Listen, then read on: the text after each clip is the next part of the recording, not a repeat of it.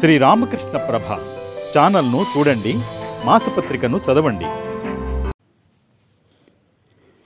రాగభక్తి జనించినట్లయితే, అంటే భగవంతుని పట్ల ప్రేమ కలిగితే ఆయన్ను ప్రాప్తించుకోవచ్చు. కానీ వైదిక భక్తి మాత్రం ఎంత సులువుగా వస్తుందో అంతే సులువుగా పోతుంది.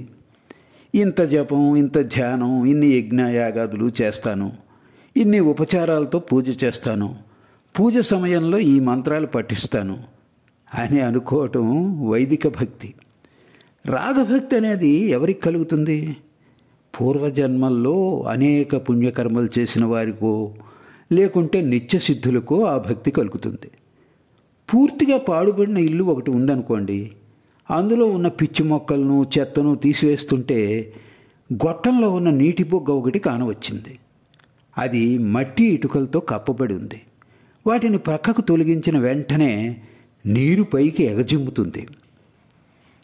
రాగభక్తి కలిగి ఉన్నవారు ఎన్నడూ, తమ్ముడు నేను ఎన్నో రోజుల పాటు హవిష్యాన్నమే తింటూ గడిపాను, కానీ ఏం జరిగింది లాంటి మాటలు మాట్లాడరు.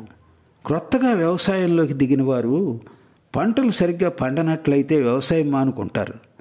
వంశపారంపర్యంగా సాగుబడి చేస్తున్నవారు పంట పండినా పండకపోయినా సరే వ్యవసాయం మాత్రం కొనసాగిస్తూనే ఉంటారు. తాత తండ్రుల కాలం నాటి నుండే వ్యవసాయం వారికి వృత్తిగా ఉంటూ వచ్చింది. జీవనోపాధి కోసం తాము కూడా వ్యవసాయమే చేయాల్సి ఉంటుందని వారికి తెలుసు. రాగభక్తి ఉన్నవారిని మాత్రమే భగవంతుడు యథార్థ భక్తులుగా పేర్కొనవచ్చు. భగవంతుడు వారి భారాన్ని స్వీకరిస్తాడు. ఆసుపత్రిలో నువ్వు పేరు నమోదు చేసుకుంటే రోగం నయమయ్యే వరకు వైద్యుడు నిన్ను ఇంటికి పంపడు కదా. భగవంతుడు ఎవరినైతే పట్టుకుని ఉన్నాడో వారికి ఎలాంటి భయమూ లేదు.